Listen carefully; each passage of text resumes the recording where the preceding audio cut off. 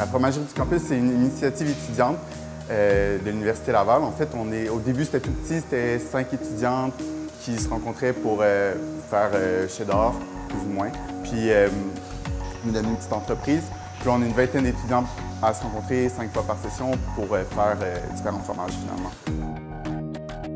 En fait, nous, à la fromagerie du campus, on fait du fromage de lait pasteurisé. Donc, notre première étape aura été la pasteurisation.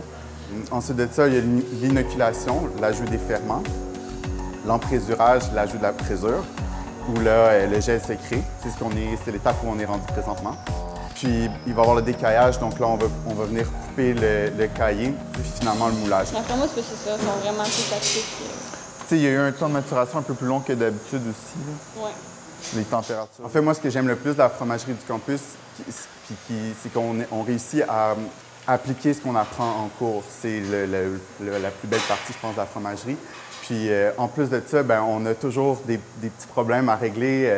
On ne fait pas ça sur une base régulière. Il y a toujours comme un petit accrochage à quelque part dans la journée. Fait que là, ça nous permet de se retourner, puis bon, OK, comment on agit, qu'est-ce qu'on fait. Ça nous permet vraiment d'appliquer ce qu'on apprend en classe. C'est le plus beau plus-value de la fromagerie, finalement.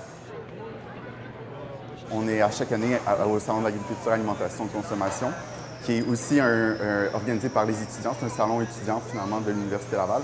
C'est une belle visibilité pour nous. Les gens découvrent ce qu'on fait, puis on peut discuter avec eux. C'est un bel échange toujours. Puis là, cette année, on avait un kiosque de vulgarisation.